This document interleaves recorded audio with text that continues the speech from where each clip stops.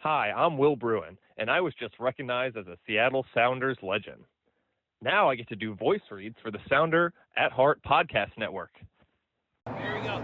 Come on! Hey, O'Shan! Let's go! The Seattle Sounders have done it! MLS Cup winners! Here comes Rui Diaz through the middle to crown it for Seattle! The Sounders rule the region! Seattle Sounders is campeón!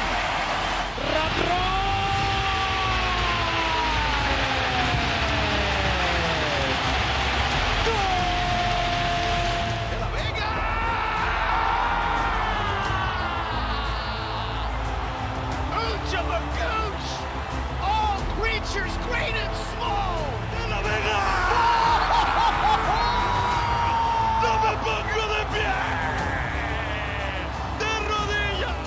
You know, what was the thought process in terms of who you decided to use and who you didn't? Ever since Sounder at Heart wrote a commentary that we didn't take Cup seriously.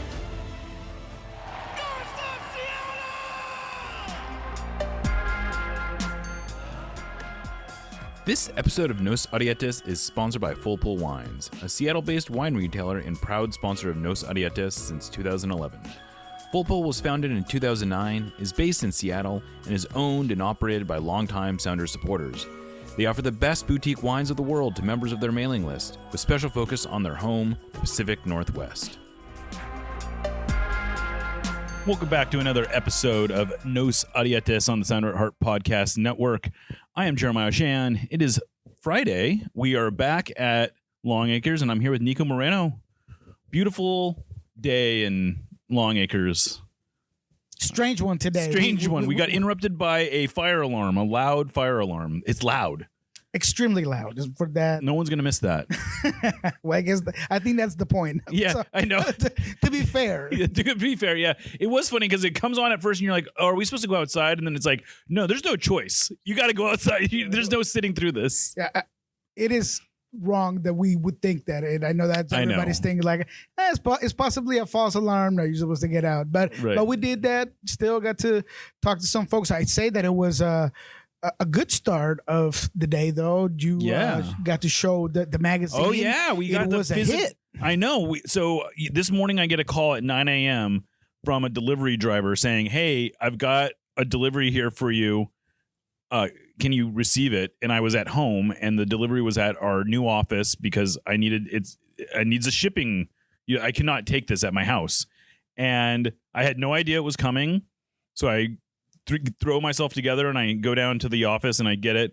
And yeah, sure enough, we have 1,000 copies for our new magazine. And I was able to bring it into the training today and hand them out and gave them to a bunch of people.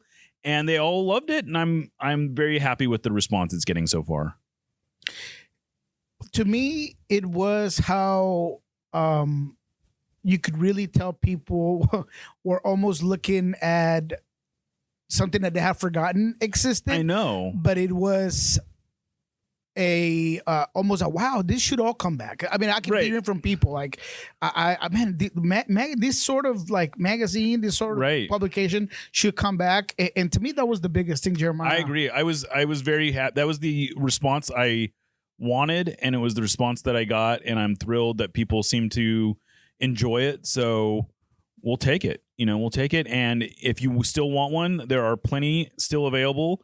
They're $15. You can get them on sounderatheart.com.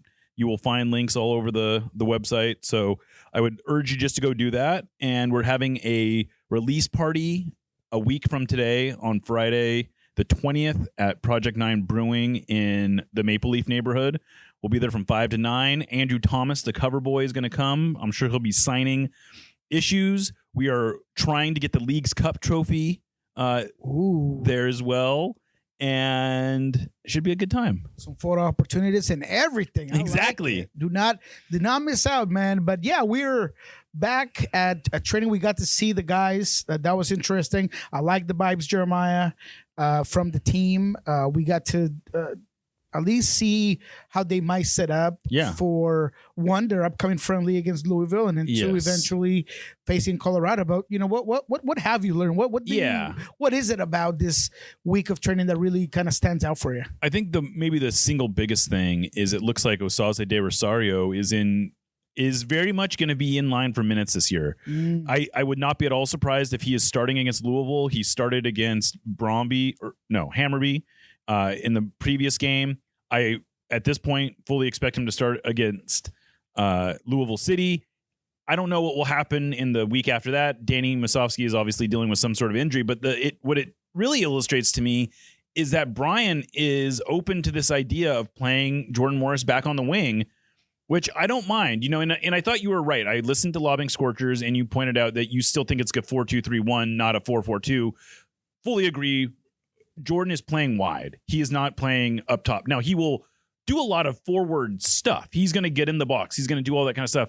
But his starting position is going to be out wide. He's going to be a winger. Especially because, and Brian alluded to this very early on, I think the first week that we were here, that he does want to try to add one more person into the attack. Yeah. And that one more person is going to be Nuhu. So there's going to be times where Nuhu is pushing up on that far side, on that flank, and then that will get Jordan to tuck in and become another second striker, allowing you to have more numbers in the box. And look, to be honest, again today, I saw Nuhu 2 or 3 very good services into the box.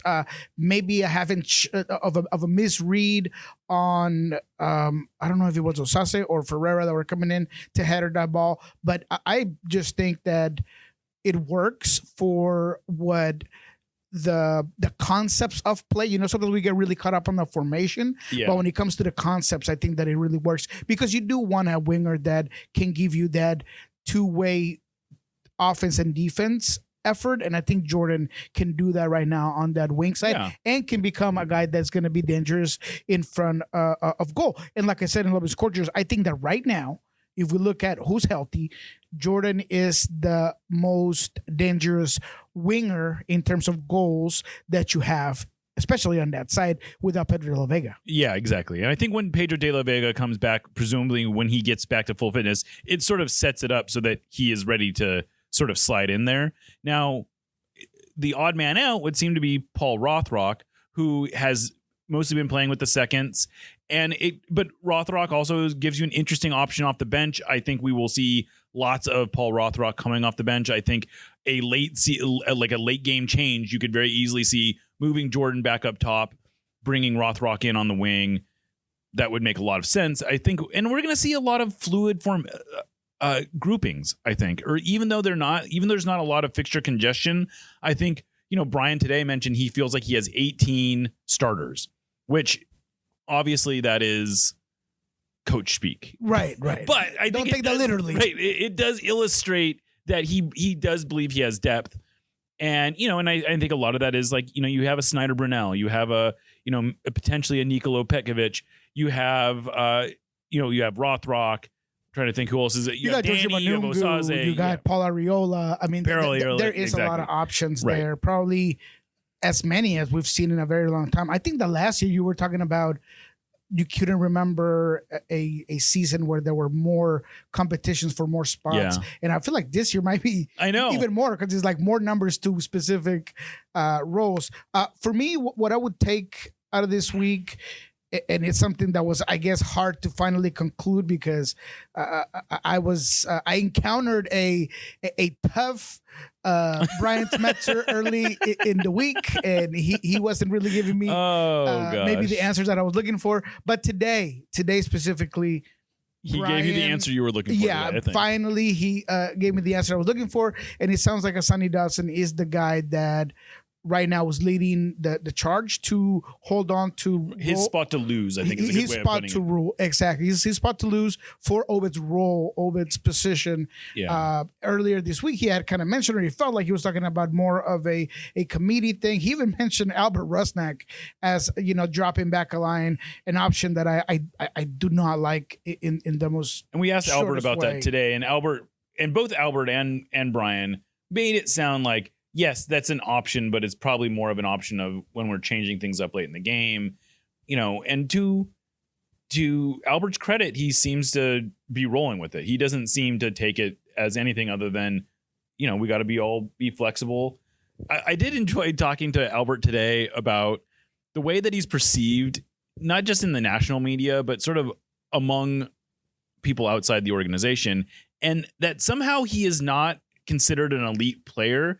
And I guess I understand why people feel that way, and that he's never really contended, or he's never a player that you're like pounding into your best 11. But if you look at his performances over the last 7-8 years, every year he is putting up 10 goals, 10 assists. 2 years ago, he had 30 combined goals and assists. Last year, he was almost there again. I think he had 25 goals and assists. He is an elite player. Now, is he the best number 10 in the league? No one's going to really argue that. But he is absolutely doing the work that the Sounders need him to do. And I don't feel like he gets as much credit as he deserves for being an exceptionally reliable, performing at an elite level. He doesn't score all these highlight goals, but at the end of the year, he's always got his goals and assists, and it's not a bunch of penalties, and it's not a bunch of set pieces. He's finding ways to contribute all the time. Absolutely. And if you look at his stats, they're not that far off of guys that you at least hear about. Over the last couple of years, you used to hear a lot about Martin Ojeda with Orlando, and then you compare the stats, and they're not that far off. And then you would compare him at one point a couple of years ago with Facundo Torres, and you looked at the stats, and it wasn't that far off. So, there is something about, and I think Brian mentioned it, he's just not a sexy player is what he said.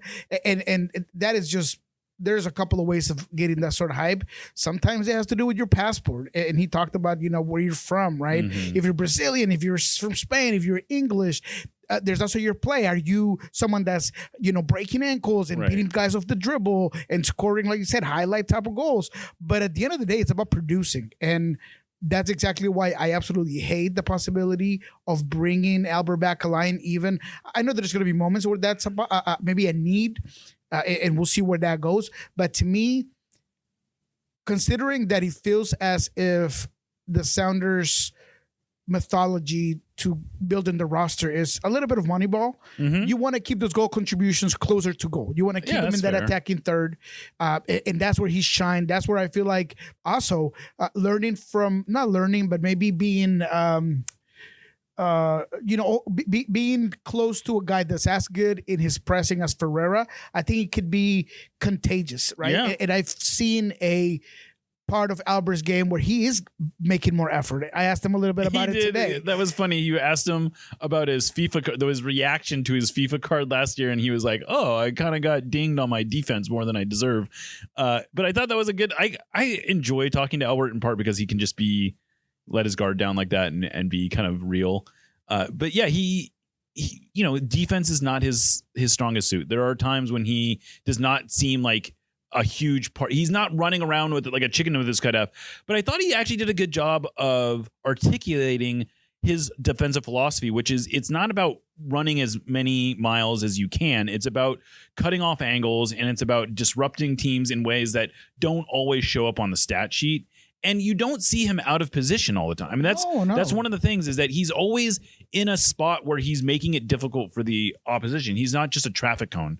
No, you just don't want people overcommitting, and I think that's what he's going for. And I just think he's a very high IQ type of player. Absolutely. And to me, I'm excited to see year 2 of Ferreira and him just continue. And they're going to play a lot together. They're going to play a lot together, and I feel like they're very well. I go back to last year, and that was one of the big questions: was can Jesus Ferreira and Albert Rusnak be on the field together? And there was sort of this open question. And early on, they were a little bit of an odd fit. But by the end of the season, nobody was asking that anymore. No. They looked very good together. And you could even put them with Pedro, and you have 3 players who in some ways have overlapping skill sets, but they all did little things differently that were a little bit better.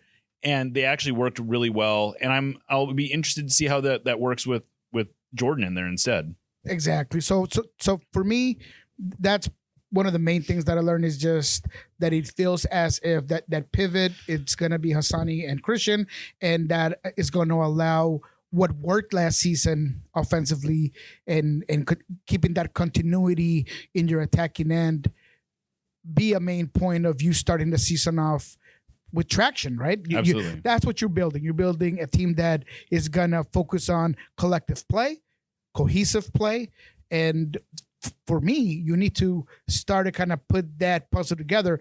And what you just mentioned about Osaze and what we just mentioned about Hassani, it feels like Brian is starting to give the final touches to that final 11. Although let's talk a little bit about Osaze, because he is a player who, he had a great start to the season with Defiance last year. He had 10 goals in his first 9 games. And then he gets signed to the first team and he disappears a little bit. And then he gets this big opportunity in Leagues Cup and he just takes it with both hands. He has one of the best goals of the season in the semifinals against the LA Galaxy, where he just looks like an absolute beast and he just destroys a couple of different Galaxy defenders. Then he scores what ends up being the game winner in the Leagues Cup final against Inter Miami. And then he basically didn't play again. I mean, I think he made one more start the rest of the year. He mostly was coming off the bench. He had a hard time getting on the field. Unfortunately, the last memory we have of him is in the playoffs, where he walks up to the penalty spot looking as confident as anyone I've ever seen. And then he hits an absolutely atrocious penalty that gets saved. The Sounders then go on to lose the shootout, obviously. But this preseason, he looks like a player who with a different level of confidence.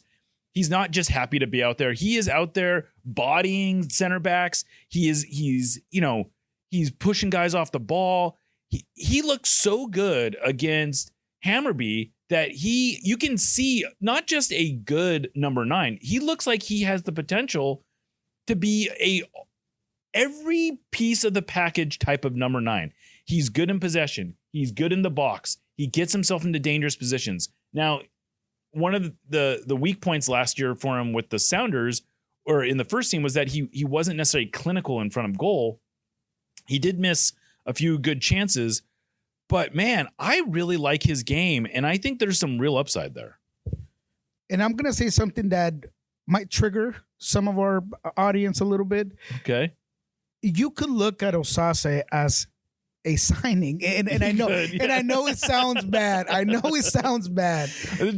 But Craig Weibel over here saying that he's actually glad he didn't make a signing because he already had Osaze. And I only say that because look, one of the guys that the Sounders were actively targeting and they were looking for the U22 spot was Emilio Aristizabal. He is a striker that I think he's on paper at 6'2". I'm pretty sure he's like 6'1", or 6 foot. Just a big guy. Are you suggesting that the listed height and weight of players is not always accurate? Let me just say that I'd be like 5'8", and that's pretty sad if I was talking about it. But yes, so he is going to Toronto. He's on a loan. But when you look at the profile, there's some similarities to what Osaze could provide. I'd say Osaze is even quicker and a little bit more explosive. He's 20 years old. He scored 12 goals in 36 matches for Fortaleza last season. That's Emilio Aristizabal. He's son of Victor Hugo Aristizabal, one of the most legendary goal scorers in Colombian history, in Colombian league play.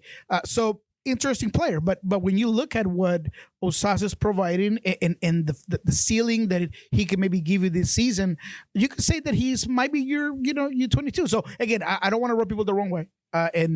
We still want a U22. I still want a U22. I'm not saying that. It's just that you can look at it if you wish as that case. But I agree with you. You're saying you got a U22 at home is what you're saying. That's right. You got a U22 at home. And that's right. There's no need to go out to eat. So at the end of the day, I agree with you. I think that he's had a fantastic preseason. I think that he looks confident. He looks dominant. You can't teach size. He is someone that you can tell is hungry to kind of put his name. Confidence either. You can't teach confidence either. And he does have that. He has plenty of confidence. He is a player who obviously he has a famous father, a very, his dad is an MLS legend. And I think he's been, quietly, it's an interesting thing because it feels like he's not afraid of his legacy. He understands where he comes from. But until he got here, it almost felt like it was more of a strain on his career. And for some reason here, it's been more of an interesting anecdote. It's not something that's weighing him down, There's no expectations that are assigned to it. And maybe he got here at the right age. You know, he got here when he was, I think, 22 years old, and he was sort of in the stage of his career where it was make or break. There was no more, at 22 years old, you're not a prospect anymore. You need to start showing something. Mm-hmm. And I think everyone says that he looks at film as seriously as anyone. He seems to really understand the nuances of play, and you see it in his game. I mean, he's always in dangerous spots. He's not shy about looking for contact. He understands his game, and I think I'm really excited. I think if there's one player whose stock rose the most during preseason, I think it's Osaze. There's no question about it. And I don't know if it's the new clean kits, but he looks like he put on some muscle. Yeah, like he looks toned, defined. I mean, he looks like he's ready to rumble just to start off the season. So, but not all has been great, Jeremiah. There have been some concerns, and I think that it is the health of the team. Yeah. So today we found out that Christian Roldan's dealing with some sort of Achilles injury. Brian did not seem overly concerned about it, but he was not training today. I wouldn't be at all surprised if he doesn't play against Louisville. And then next week will be the real, if he's not training next week, it starts to become a little bit more of a concern. But that's not really the biggest concern, to be honest with you. The biggest concern is the center back health, where, okay, great. Jackson Reagan and Yamar are both healthy. That is the most important thing. But there is no other natural healthy center backs on the roster right now. Ryan Saylor is hurt. He has not trained at all this preseason. Kim Keehee is hurt. He has not trained at all this preseason. And Stuart Hawkins is hurt. He hurt himself in the last scrimmage right before they went to Europe. And we don't have a clear timeline on any of them, although Brian did say there was a chance that they might be back for the second game of the season. They were definitely already ruled out for the Louisville game as well as the Colorado game. And then we'll sort of see. But it's almost an inevitability that they're going to have to use an emergency call-up right away on Tino Lopez. I'd assume that's who. It's either Tino Lopez or Galantine Sandnes, who's a 17-year-old who is not even signed to Tacoma Defiance. That would be actually pretty weird if he got a short-term loan. I don't need to get into that, but he's a junior in high school, so he's got a whole another year of eligibility essentially before the Sounders really have to make a decision there. But yeah, Tino Lopez almost certainly is going to be at least signed to a short-term loan. He might be signed to a short-term loan the second week as well. And that's 2 of your 4 short-term call-ups that you can give him. I mean, it almost seems inevitable that Tino Lopez is going to end up on a first-team contract. Thank you for listening to the Sounder at Heart podcast network, which now includes No Sarietes, Lobbing Scorchers, and the Cooler Guild. Although this podcast is free, it's only made possible through our paid subscribers. Plans start as low as $30 a year and allow us to remain independent and mostly ad-free. Subscribers get access to all our written and podcast content, including a full-text RSS feed and a mostly ad-free podcast feed that includes every show in one spot. If you really like what we're doing, though, I'd encourage you to sign up at our higher tiers, which include all sorts of various perks. The most popular of those is our members-only Discord, where the real Sounders sickos hang out. I know I've called this group the smartest, funniest, and best-informed Sounders fans in the world, but it's more than the rough equivalent of a Sounders Mensa meeting. Discord is where we make things happen, like for real. You know the promotion the Sounders ran that offered fans the opportunity to trade in their Messi jersey for a Paul Rothrock one? That originated in our community. You'll not only be the first to know about stuff, but you also have a semi-direct line to the movers and shakers at the Sounders organization. If you want to be one of the totally normal people who occupy the Sounder at Heart Discord, just become a supporter of Sounder at Heart. Anyway, thanks for listening, and go Durs. No Sarietes, admittedly, is not exactly known for our spicy takes, but that doesn't mean we want our food to be mild. Spice up your life with Haxon Ferments. Handcrafted in Georgetown and made with the best local ingredients from across the Pacific Northwest, they specialize in unique small batch fermented hot sauces and vinegars. Haxon Ferments brings bold flavors and natural fermentation together for something truly special. Whether you're a heat seeker or just looking to elevate your cooking, you'll find something you love at haxonferments.com. That's HAXANFERMENTS.com. And right now, if you use the code SOUNDERATHEART, that's all one word, at checkout, you will get a free hot sauce with your order. Again, go to haxonferments.com, use the code SOUNDERATHEART at checkout for a free hot sauce with your order. Accent Ferments is a proud sponsor of the Sounder at Heart podcast network.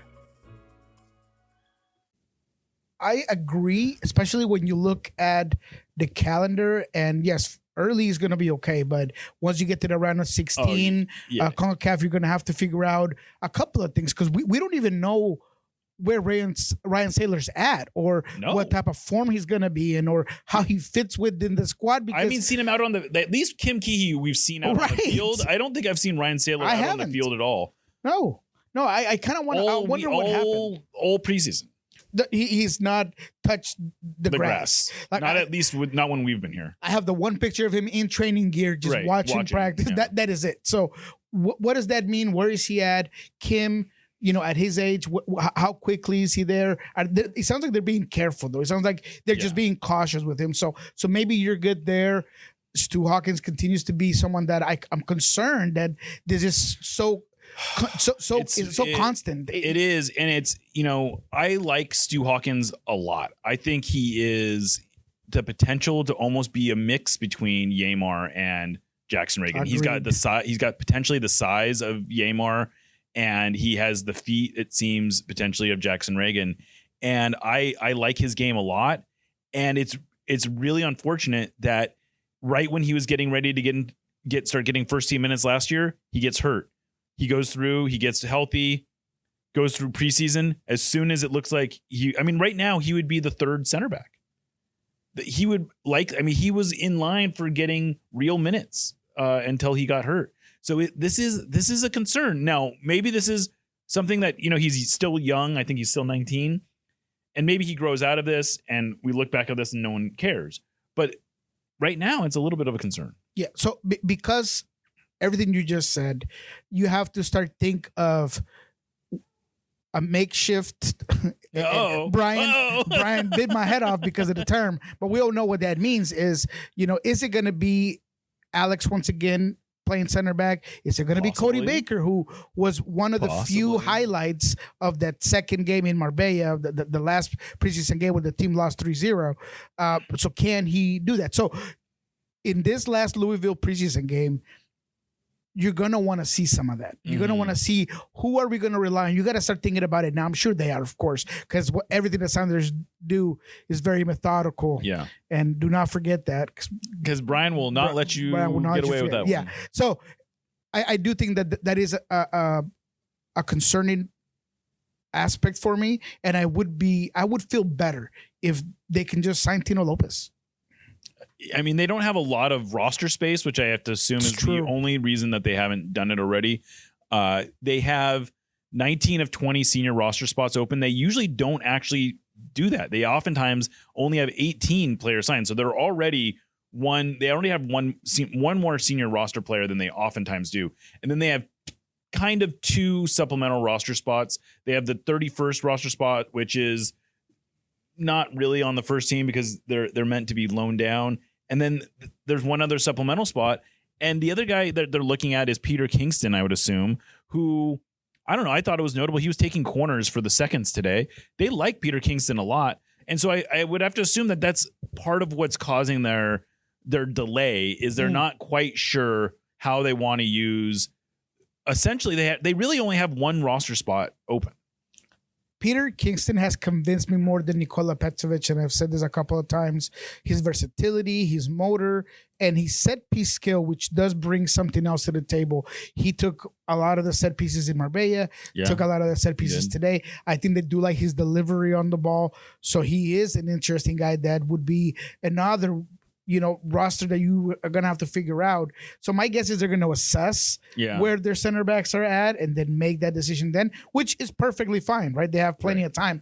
It's just that you do have to start to think about where you're going to put certain and the resources. The other player who sort of impacts that whole thought process is Yu Sukanome, who is a very talented player who I like a lot. He's fun to watch, but if they don't necessarily think he has a first team role, it might be they have more depth in the attack right now than they do elsewhere. And so I think that could end up, because what they could do theoretically is they could assign you to this 31st roster spot, essentially send him on, and then kind of commit to putting him on loan for a time. and then, that potentially would allow you to sign both Tino Lopez and Peter Kingston. I don't know how much we really want to talk about it. The Defiance roster is finally starting to come together, though. They did sign an interesting player today. He's a 19-year-old who they signed from Union Omaha, and I don't want to butcher his name, so he has a little bit of an interesting story. So let's see here. His name is Mark Bronick. He is someone who was playing for the Barcelona Residency Academy. So he was playing here, but he was in the Barcelona system. And then he moved to Union Omaha sort of in a way to position himself. And he won USL League One Young Player of the Year last year. I think he had 6 goals and 27 league appearances. He's an interesting player. I will say, I do like the way that the Defiance continue to sign players with the idea that they have a real pathway. That's one of the, and I think this is it's a farm system almost. Exactly. And I think that this is a great example of a type of player who you probably aren't able to sign if you are just sort of filling out your Defiance roster. But this is also why you sign Yusu Konome after he has that season, is that you're showing future players, look, if you perform with us, you will get a first team contract, if not first team opportunities. And the Sounders have done, I think, a better job of illustrating that than anyone else in the league. Come here, show your stuff with the Defiance, and we'll move you forward. And I like. Actually, I can't think of a better. No. I mean, there's Osaze no better pathway. No, Kalani, Osaze. I mean, even Danny Leva at one point was there a lot. I bet you half the players on the first team got their professional debut on Tacoma Defiance, which is a crazy stat. Yeah, I totally agree. So for me, yes, I do think that is maybe the Sounders don't get enough credit for that because it takes talent. It takes assessment of projection and where do you want to hit your roster and the profile of players that you're getting. So talent acquisition. So to me, it might not be fancy and it might not be splashy, sexy, but it's definitely sustainable and effective. Right. They aren't signing $3 million players to Tacoma Defiance like other teams are. That has, and I, let's give Charlotte credit. They have spent a lot of money on bringing players into their second team. Nikola Petkovic is one of those players, but they have also hit on a few of those guys. Sure, of course. And that's it's a different system. They're running it very differently than the Sounders are. And there's sort of a conveyor belt aspect to the way the Sounders are running Tacoma Defiance that I think is really, it's allowing them to replenish their roster in a way that no one else is able to do. The Sounders have gotten more juice, I would argue, out of their second team and their academy than anybody else, just in terms of their ability to just keep grinding out players who will not just take up a roster spot, but will actually eat up minutes for you and not have your team drop off. And it also contributes to, I think, I don't know, there was a comment today that Albert Rusnak made about Hassani Dotson and how he just kind of fits in. And I think there is an element of, this is a Federal Way kid who immediately sees his people when he comes in here. And I think that there's an element to just being able to integrate players like that. Yeah, it's important. It's a talent, and that's the reason why I feel like today, we asked Brian what he thought about the Sounders being ranked 6th in the power ranking. That's something he didn't really care about, but I really do think that's a good place where I would put him. I have him in the West between 3rd and 6th as the lowest. And don't kill me, I'm just saying that's as low as they could be there, right? Yeah. But I definitely do think that they have third place potential within the West. When I look at the West, I've said it 1,000 times, I'm not concerned about any team aside from maybe Vancouver, San Diego, and LAFC, and everybody else is a little bit of a wild card. And even Vancouver could be a little bit of a wild card. So I do think that the Sounders have that potential. Yeah, I don't think the Sounders should be considered the favorites in the West. Oh no, I don't. And then part of that is that especially if they are competing in multiple tournaments like they are, and they, if they go out early in Champions Cup, maybe that clears the path a little bit. But Vancouver last year made it all the way to the final, and that didn't hurt their playoff, their positioning in the West at all. And I think I'm okay. I actually was talking about this with someone, and I guess, I did soccer wise with Noah and Ari, and I mentioned how the Sounders are kind of hoping for this to be a bounce back season.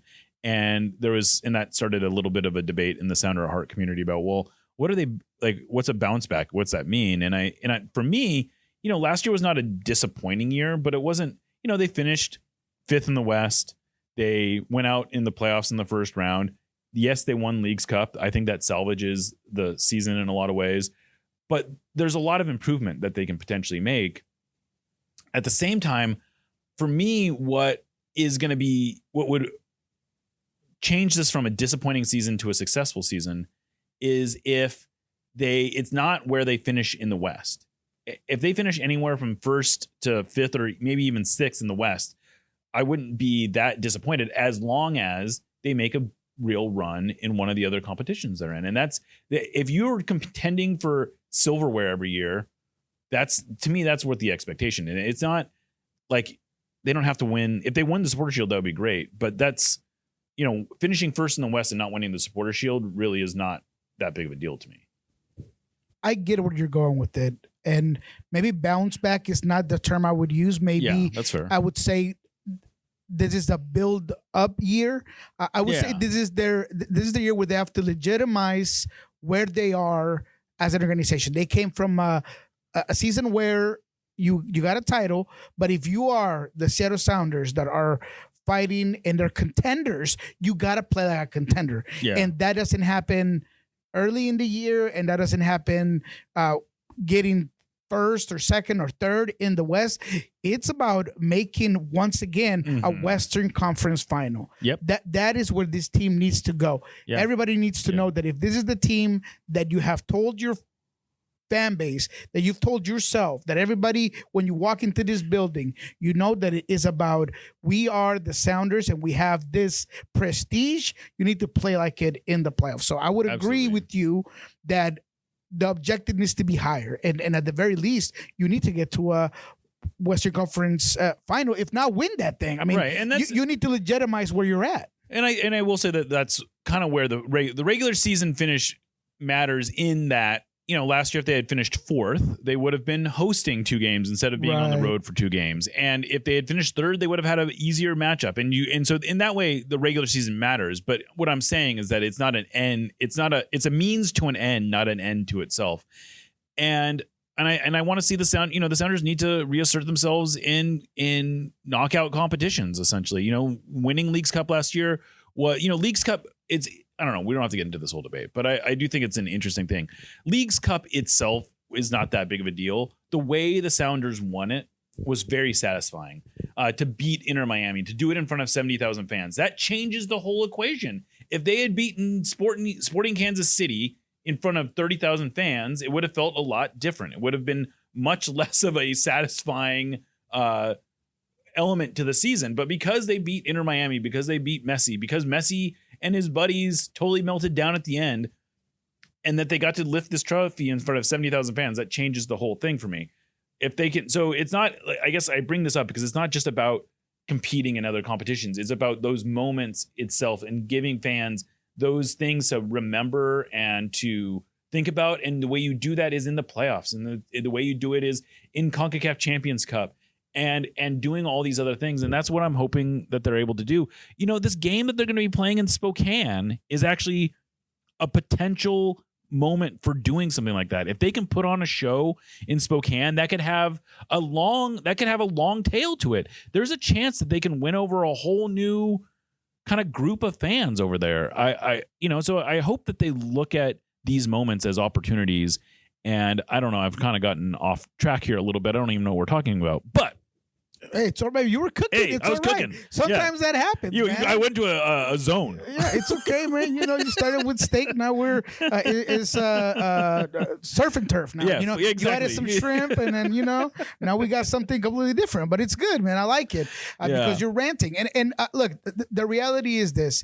I think both you and I are optimistic about how the team's going to start this season, but we do understand that building from the things that went right last season, the offensive output, the goals, the individual talent in Ferreira, in a guy like Christian, that is a big year for him, right? Yeah. This is a World Cup year. All of those elements, Pedro La Vega hopefully coming back and being able to pick up where he left off, where he was just so exciting, so dominant. Georgie Manungu being a guy that you want to see come and perform. Paul Rothrock on a new contract. Mm-hmm. All of those things you need to build up from that to show that your way of running the business, of running your roster works, because MLS is growing and is changing, and you cannot be mad at fans that want you to grow with it, that want more, right? That are saying, look, I want James Rodriguez, although I think it's not great, but yeah, maybe I want James on a 6-month contract, although he hasn't done much over the last 5 years at a club level. But if they want that, that's fine. Or if they want Timo Werner, right, then that's all right. And if they want whoever it is that has come into this league that piques your interest, you cannot be mad at fans wanting that. But it's all about results. It's all about saying, look, once again, we came, we conquered, and that's why we do business the way we do business. Right. And we've said this before, but look, bringing in transfers is not an end to itself. It is a means to an end. And if they are still competing for trophies without splashing money all around, that's fine. Like that works, but it puts a lot of pressure on you to keep contending for trophies. Correct. And that's the thing, is that I think if we strip away the sort of shiny part of it and you say like, oh, people just want new players, and it's like, okay, there's an element who want that, but there's also I think a real concern that they can't keep overperforming, that they can't keep beating the system, that eventually MLS is going to be like other leagues, where the amount of money you spend is going to determine really where, or a range in which you're gonna finish. And the Sounders right now, MLS is not that league. There's still not a lot of correlation to roster spend and performance. The Sounders are consistently performing in areas where they have spent. They're consistently performing in areas where they haven't spent. But there is, I think, a justifiable concern among people that says, look, the whole league is starting to spend money in ways that the Sounders aren't. I mean, the Sounders are 30th in the league in transfer spend over the last, 2 seasons. And that's I'm not going to sit here and say, oh, this is a disaster, but it's a concern. And I think that that's something that we have to face.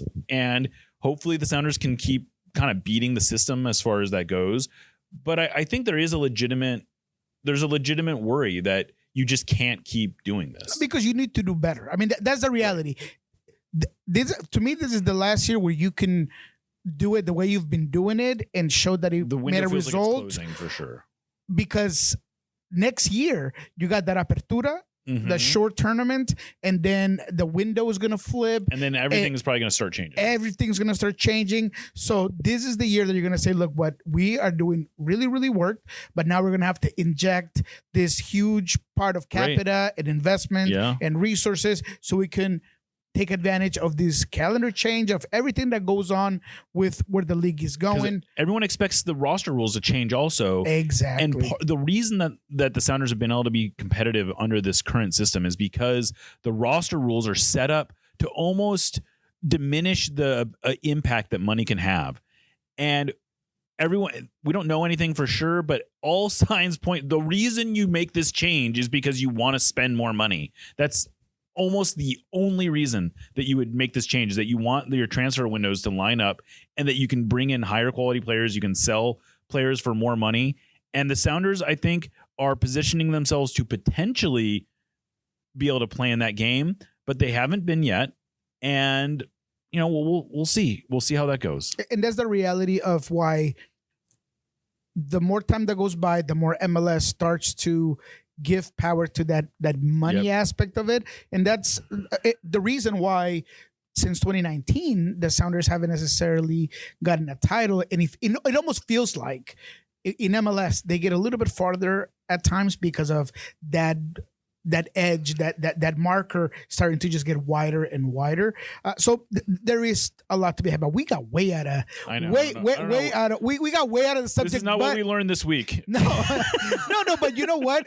I maybe we should have waited one more week right before the Colorado. There's more of a season preview. No, but you know what? It's cool because there's going to be more relevance immediately towards the Colorado game next week. People can ponder on all this information, or at least if not information, just takes. But I like it. Yeah, we're firing off our takes now. That's right. We're doing it early. Anything else from this week that we needed to get into? I think we got most of what the big stuff was. No, the big stuff is that, I mean, we got to see the first sight of JP holding a clipboard. That was nice. Oh, I didn't see that. That's cool. JP and Paulo Nagamura. That's going to be interesting to watch in the Tacoma Defiance side. Yeah. Being able to keep an eye out on Ricardo Clark, starting to get with the guys a little bit more. He's been a little hands off, which has been interesting. You noticed this. I would not have noticed this, but you noticed that Brian Schmetzer is physically, his physical presence is more sort of like on top of the action than he had been previously. Totally. This year, just today, he was like right behind the goal and stopping the set piece training and doing things that maybe he wasn't doing last season because he had a guy like Andy Rose. So it's something interesting in the dynamics of how training has been going for sure. Other than that, man, I think we covered everything and more than what we learned this season for sure. We're going to have more, obviously, to talk about after Sunday's game. So we'll have more to talk about on Sunday's game. And, before we get out here, I do want to give another pitch. The Sounder at Heart magazine, it's called 4. We have it in our hands now. I have been able to hold it. I honestly think it feels like a high quality product. I am proud to put this out into the field. I am really excited for people to start getting it. I believe it's going to start mailing today. So early next week, people should start receiving it, if not sooner. Of course, Friday is the magazine release party. We will have plenty of copies available to sell. If you said that you wanted to pick it up, we will have it there for you. I promise. We're going to have some stickers. We'll have other stuff. Like I said, Andrew Thomas is supposed to be there for a little while. I'm working on trying to get the Sounders to let me bring the Leagues Cup trophy in, and so people can take some photographs with that. Project 9 Brewing is ready to host us, and hopefully, if you come, please say hi. We're going to try to get a bunch of Sounder at Heart folks out there to meet folks. I think that's all I got there, Niko. I'd like to take the time to also pitch. We have a really good Danny Leyva exclusive. We have a whole bunch of interviews lined up right now. Hopefully people have listened to the Paul Rothrock interview that we did. That was good. Noah and I did earlier this week. The video is also up on the Lobbing Scorchers YouTube page. The Danny Leyva interview is going to go through a similar life cycle where it will come out on the No Sadietes podcast feed, and then the video will also be up on Lobbing Scorchers. Then we've got the Alex Roldan and Christian Roldan interview, which will again be on the No Sadietes audio feed, and then the Lobbing Scorchers video feed. And then finally, we'll close out with a Brian Schmetzer interview that is, so the Q&A that is in the magazine is a very edited version of that interview. The full interview obviously will be up on both the No Sadietes podcast feed and the Lobbing Scorchers YouTube page. We're going to be doing a lot of sort of like double things, I think, this year. And Niko's going to be doing more interviews. I was supposed to be in on this one, but I went to my kids' global reading challenge competition. Yeah, fatherhood first, baby. But it was a really good one. Love to talk to Danny. We got to hear how he's living. Teasers? Anything that you want to tease? He's talking about living in Aguascalientes. He talked about the culture shock after moving from a team that he's here in Seattle. Since he was 13. Since he was a little kid, right? Yeah. Academy Tacoma, then first team. I mean, everything. So that was pretty cool to hear. He talks about hopefully the potential of the Club Necaxa show filming maybe next season, not this season. So, you know, there are some really cool stuff there. He sends a great message to the fan base because he didn't really get a chance to say goodbye, essentially. He all of a sudden was gone. So he was very heartfelt. Like, he just got going, and it was phenomenal message for the fans that, you know, I hear about. They ask me about Danny all the time. Readers and followers are always like, hey, how's Daddy doing? Where's he at? So I thought it was important to give him that platform because he does feel very connected to the city. He was with the Sounders for 10 years. Mm-hmm.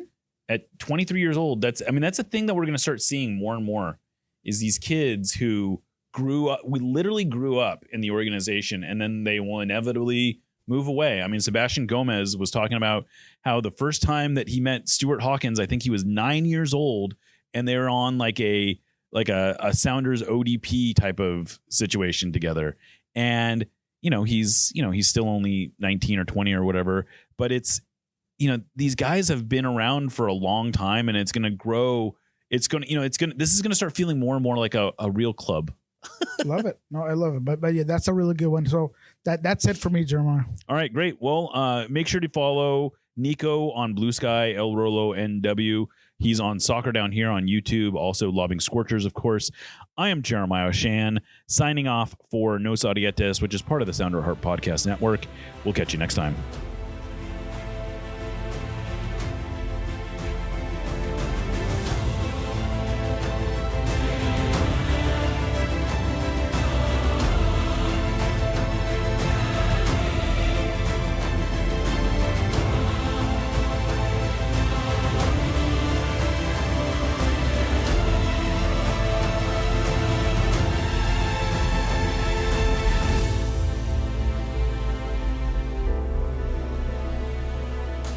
Let's go, Sounders.